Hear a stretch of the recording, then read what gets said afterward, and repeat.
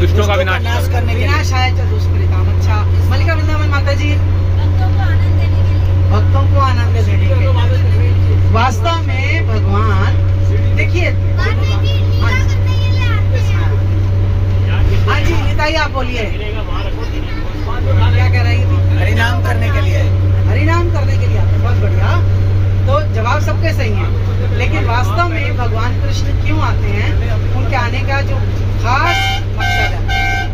देखिए, जो नाश करना है वो तो दुष्टों का नाश तो कोई भी कर सकता है। भगवान अगर चाहें, हाँ जी कहिए। पापों का विनाश के साथ साथ बिल्कुल बिल्कुल, बहुत बढ़िया।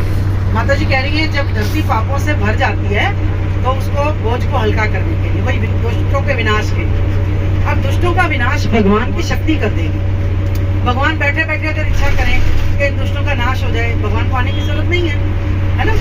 भगवान आते किस लिए हैं?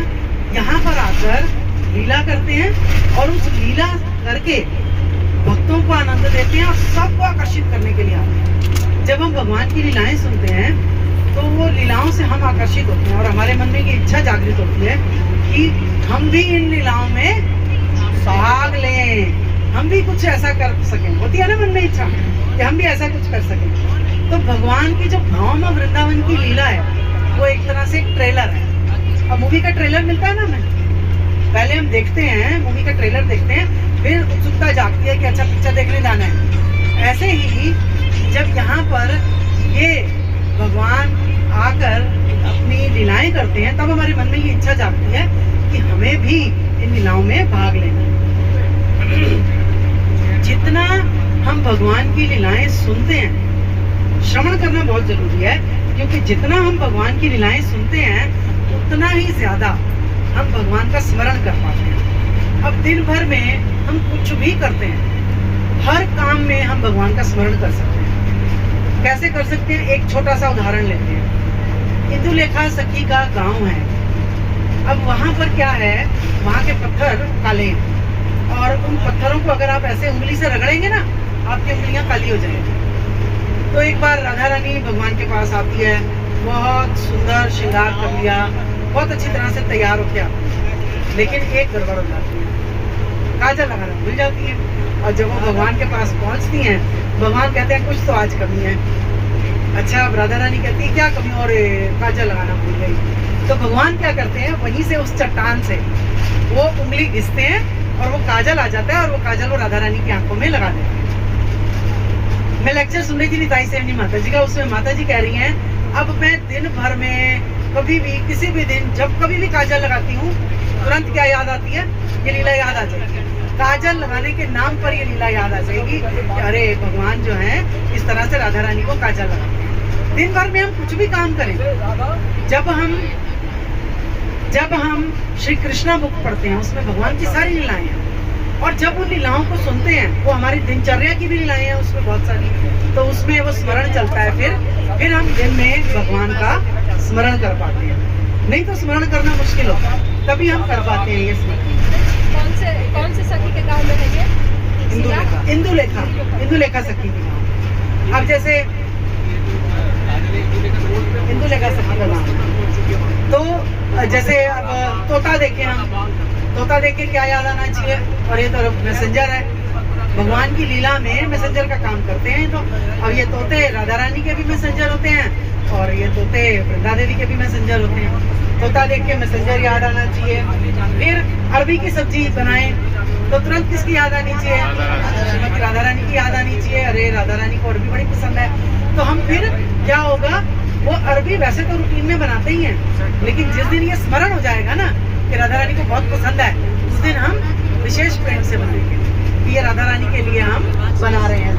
यहाँ से जाएंगे सब जगह। काजल हम भी लगाएंगे। फिर उसके बाद जब मान लीजिए मोतियों की माला पहनते हैं, फिर वो लीला याद आ जाएगी कि भगवान ने किस तरह से मोतियों की खेती भी करनी थी। तो इस तरह से बहुत सारी लीलाएं याद आती हैं। अमरेंद्र प्रभु का एक लेक्चर में सुन रही थी, उसमें प्रभु जी बता रहे हैं कि भगवान का जो नाम है वो पहले से है। नाम और नामी दोनों अभिन्न है, दोनों में बराबर शक्ति है, लेकिन क्या है कि नाम जो है वो पहले से उपस्थित है, नाम के अनुसार भगवान की लीलाएं हो रही है। उन्होंने ये बात बताई, मैंने पहली बार सुनी, मुझे बड़ा अच्छा लगा सुन के। कह रहे नाम तो इटर्नल है, शाश्वत रूप से है, और उस नाम के चलते भगवान लीलाएं करते हैं, फिर उन लीलाओं से हम वो आनंद ले पाते हैं। फिर अब सबसे पहली सखी का वर्णन हम करते हैं, ललिता सखी। ललिता सखी जो है वो गौर लीला में स्वरूप दामोदर गोस्वामी। कौन है? अब ये बात पहले समझनी है हमें कि भगवान कृष्ण की लीलाओं में जितने भी भगवान के पार्षद हैं, वो सारे के सारे पार्षद गौर लीला में भी उपस्थित हुए, गौर लीला में भी आए हैं सारे। तो में क्या है माता जी? स्वरूप दामोदर गोस्वामी, स्वरूप दामोदर गोस्वामी है ललिता सखी। भगवान के राइट, भगवान के राइट। फिर इसके बाद देखिए कृष्ण भी इनसे डरते हैं, ये बड़ी गुस्से वाली है थोड़ा ना, जैसे मतलब ऐंठन दिखाती हैं बहुत भगवान कृष्ण। ऐसा नहीं है कि आराम से मान जाएंगी, जैसे राधा रानी तो आराम से मान जाती हैं, ये आराम से मानने वाली नहीं है, ये थोड़ी ऐंठन दिखाती हैं। मतलब जैसे राधा रानी मान करती हैं, ये उनसे भी ज्यादा ऐंठती हैं। तो मेरी राधा रानी को कह कैसे दिया तुमने कुछ, वो कहने नहीं देती हैं। भगवान राधा रानी को कुछ कह नहीं सकते, और इनका उद्देश्य क्या है कि राधा रानी और कृष्ण इन दोनों को मिलाना, और झगड़ा भी करवाती हैं। सारी सखियों का ये काम होते हैं, झगड़े भी करवाती हैं, फिर मिलवाती भी वही हैं दोनों को। ललिता सखी। अब देखिए इसमें लीला क्या आती है, जादुई अश्रु की लीला, इसका नाम है जादुई अश्रु लीला। अब इस लीला में क्या होता है, पितृपक्ष जो होता है, जैसे श्राद्ध के दिन होते हैं, अब श्राद्ध में कोई और पूजा अर्चना सब बना होती है। अब राधा रानी वैसे तो चली जाया करती थी न जाने बचा बचू के, कभी सूर्य पूजा के बहाने, कभी किसी बहाने कि चलो मैं जाती हूँ भगवान से मिल के आती हूँ। अब पितृपक्ष में तो बाहर कहीं निकल नहीं सकती है, क्यों? क्योंकि कोई रास्ता ही नहीं है, जाने ही नहीं देगा कोई, क्योंकि पूजा नहीं कर सकते हैं। अब वो सोचती है कि मैं कैसे जाऊँ, मैं क्या करूँ। ललिता सखी दिमाग लगाती है, क्या दिमाग लगाती है? वो कहती है चलो मैं तुम्हें कृष्ण से मिलवाने लेके जाती हूँ। अब आती हैं और उसको बोलती है आके ललिता सखी, किसको? राधा रानी की सास को, जटिला है ना, कुटिला उनकी नंद है, कुटिला नंद है, जटिला सास है। जटिला को बोलती हैं आके कि भाई ऐसे ऐसे ये पूजा करनी है, तो इस पूजा में लेके जाना है राधा रानी को। मुझे बड़ी हैरान होती है जटिला, कह रही पितृपक्ष में कौन सी पूजा होती है, मुझे पागल बना रही है, कोई पूजा वूजा नहीं होती, कहीं नहीं जाएगी है। लो मेरे को यकीन नहीं है मेरी बात पे, पौर्णमासी माता से पूछ लो। अब पौर्णमासी से वो पहले बात कर चुकी होती है, पौर्णमासी का भी यही काम है। पौर्णमासी माता वो वृद्धा है, वैसे ब्रज में सबसे वृद्धा गोपी पौर्णमासी माता है।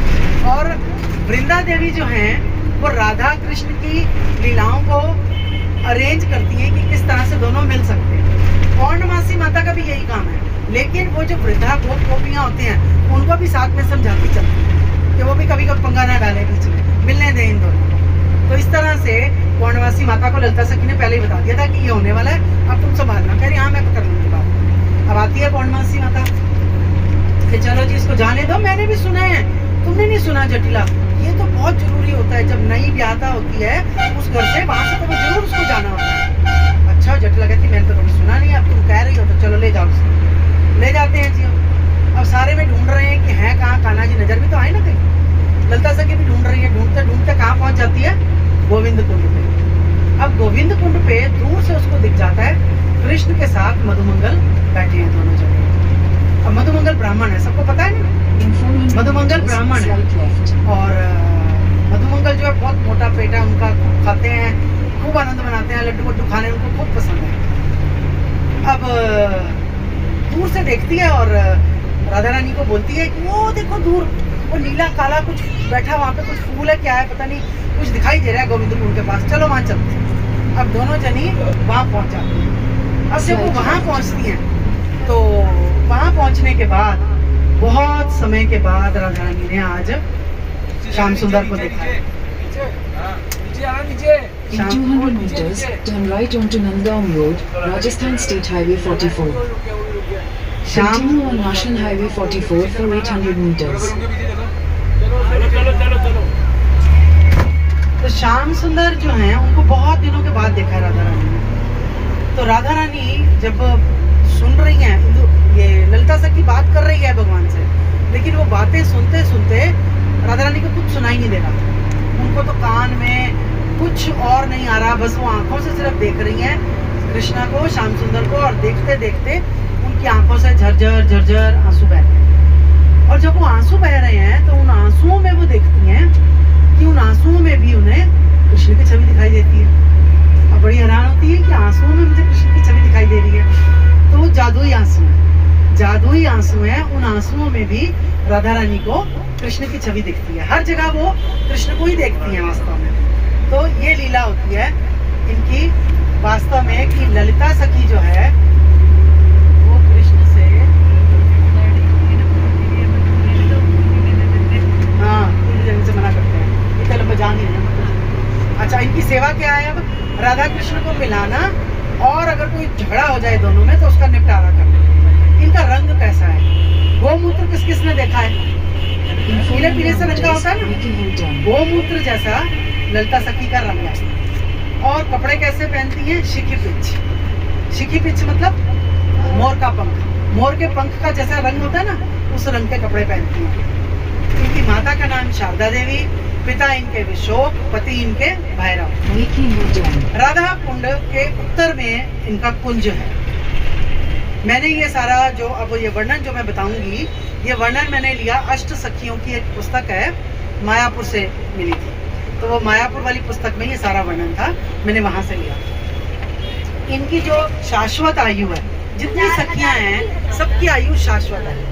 14 वर्ष 8 महीने और 27 दिन, ये इनकी शाश्वत आयु है, हमेशा इनकी रहती हैं। ललिता सखी, ललिता सखी की, हाँ जी, 14, 8, 27, 8 महीने 27 दिन, ठीक है। और ये भी यावत में ही रहती हैं। और इनका जन्म Continue on National Highway 44 for 1 kilometer. शाश्वत आयु है ये। गोलोक धाम में सभी जीवों की शाश्वत आयु है। माता जी, इनको पहले ना राधा रानी जी की एज बता दो, फिर सब रेफरेंस लेते रहेंगे। उनकी है वो, उनकी है 14 साल 2 महीने 15 दिन। राधा रानी की 14 साल 2 महीने 15 दिन। ये बता दो, फिर सबको आसानी हो जाएगी। ठीक है। तो अब यहाँ पर इसके बाद हम वर्णन करेंगे विशाखा देवी। विशाखा देवी क्या है? वो राधा रानी के इस तरफ खड़ी होती है ना, राधा रानी के बगल में। आप याद कीजिए वो वाला चित्र, जो चित्र हम मायापुर में देखते हैं। अष्ट सखियां हैं, 4 सखियां इस तरफ हैं। कौन कौन सी है? किसी को अष्ट सखियों के नाम याद है? सबके हाथ खड़े कीजिए जरा, जिन्हें नाम याद है। इधर से 1, 2, 3, 4, फिर माधव, फिर राधा रानी, फिर 1, 2, 3, 4। उस सीक्वेंस में किसी को नाम याद है तो बोल सकता है। हाँ बोलो।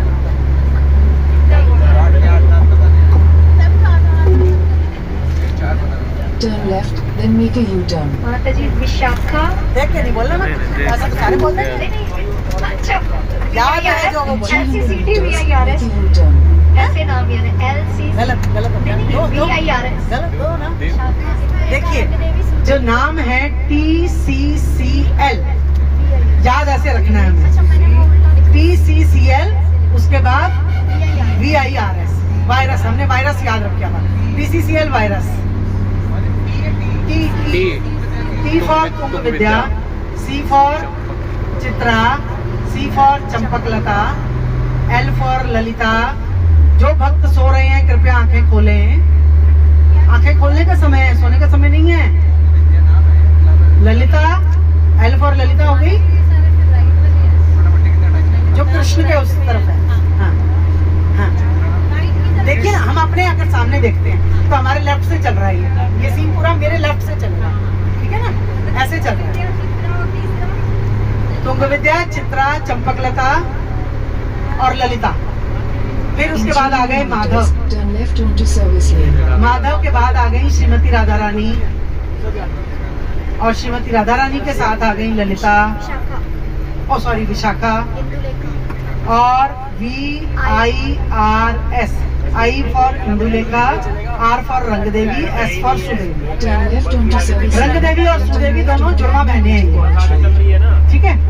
और राधा रानी की शाश्वत आयु है 14 वर्ष 2 महीने 15 दिन। 500 meters, turn left onto अब Shalimar बाकी Road. सब सखियां राधा रानी के आगे पीछे ही आती हैं, कोई थोड़े दिन पहले कोई थोड़े दिन बाद, साथ साथ आती हैं, क्योंकि भगवान और उनके पार्षद सब एक साथ आते हैं ना, भगवान अपने पार्षदों के सहित आते हैं, तो ये साथ साथ आते हैं। और फिर उसके बाद मैं चर्चा कर रही थी कि भगवान के जितने भी पार्षद हैं 14 साल 2 महीने 15 दिन 14 to 15, ठीक है, भगवान कृष्ण के जितने भी पार्षद हैं गौर लीला में वो सब के सब आते हैं। अब किस रूप में आते हैं वो गौर गणोदेश दीपिका Turn में left onto बताया गया Shalimar है। Road, then turn अब left हम to आते stay हैं on Vishakha Shalimar Devi. Road. अब राधा रानी के साथ ही इनका आविर्भाव होता है, सेम डेट ऑफ बर्थ है दोनों, विशाखा सखी और राधा रानी दोनों एक ही दिन Turn left to stay on Shalimar Road. आविर्भूत हुई थी दोनों। डिसअपियर जाना, अपियर माने आना, अपीयरेंस, ठीक है। अब Continue on Shalimar Road for 1.5 kilometers. इनकी माता का नाम है सुदक्षिणा, पिता है इनके पावन गोप, पति है वाहिक, और इनका रंग कैसा है, जैसे बिजली का रंग होता है, विद्युत का कलर होता है ना। विशाखा सखी, माता माता सुदक्षिणा, पिता पावन गोप। ये लिख कैसे रही है, लिख कैसे रही है, पावन गो पावन गोप, पति वाहिक, और इनका रंग है बिजली का रंग है इनका, जैसे बिजली होती है। अब इनकी जो विशेषता है वो क्या है, और लीला में ये क्या है? गौर लीला में है विशाखा सखी रामानंद राय, ठीक है। और इनका जो विशेष सेवा है वो है ये मजाक बहुत जोक्स करती हैं, और राधा रानी और कृष्ण को जोक्स करके खूब हंसाती हैं। ये बिल्कुल परफेक्ट काउंसलर हैं, दोनों को मनाती हैं। दोनों जहाँ भी कहीं नाराज होते हैं, कभी कृष्ण को मनाने जाएंगी, कभी राधा रानी को मनाने जाएंगी। और अगर कभी कृष्ण राधा रानी को तंग करेंगे तो तुरंत झगड़ पड़ेंगी उनसे कि आप राधा रानी को ऐसे क्यों बोल रहे हो, ठीक है। अब इसकी लीला सुनते हैं, लीला सुनते हैं, लीला बड़ी सुंदर है ये। इसमें लीला में आता है, एक बार राधा रानी विशाखा सखी को बोलती है कि आज मुझे अच्छी तरह से सजाओ। अब वो अच्छी तरह से सजाती है, क्यों तुमने क्या करना है, इतना सज धज के क्या करोगी, विशाखा पूछती है। राधा रानी कहती है मैं ना कृष्ण से डांस सीखने जाऊंगी। लो, कृष्ण से डांस सीखने जाऊंगी, उसको तो कुछ आता भी नहीं है, तुम्हें उससे बढ़िया डांस आता है, तुम क्या सीखोगी उससे। कह रही है नहीं नहीं, मुझे उनसे सीखने जाना है, तो मुझे तैयार करो अच्छी तरह से। बहुत सुंदर तरह से विशाखा सखी जो है वो तैयार करती है।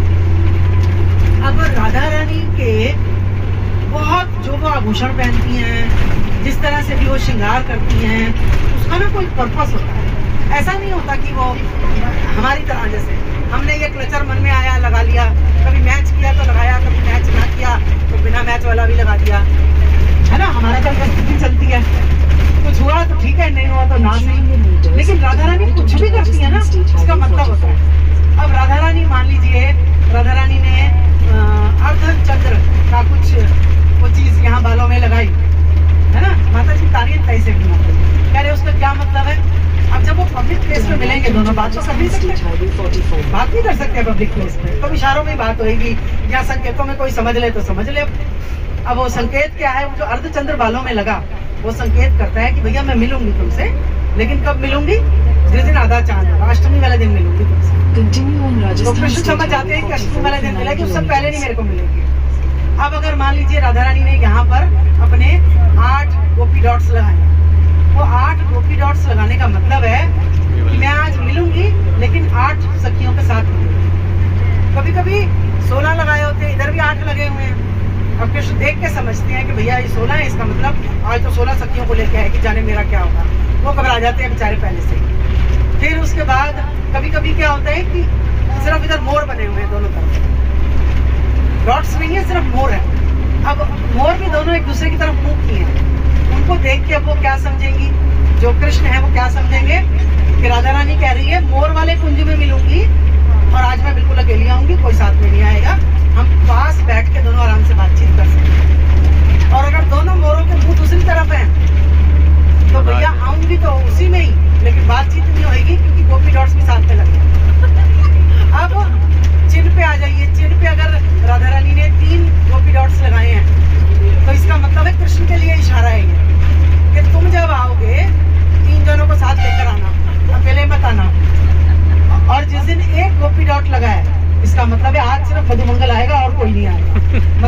कृष्ण को भी वो कंट्रोल करती हैं, अपनी मर्जी भी उनको चलाने देती हैं, वो बताएंगी कि तुमने कैसे आना है। तो इस तरह से ये इनकी लीला चलती है।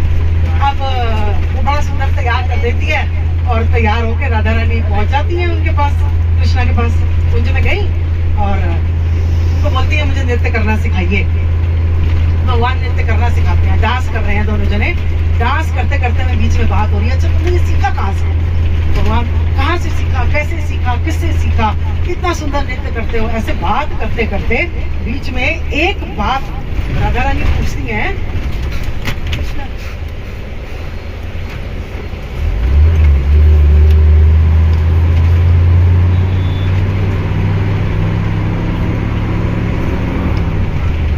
मोटी चोरी करी, भूल गई अब इसमें नहीं लिखा मैंने वो। तो अब नहीं, वो जो अलग अलग तरह के जो आभूषण राधा रानी पहनती हैं, उन मतलब 64 आभूषण टोटल पहनती हैं।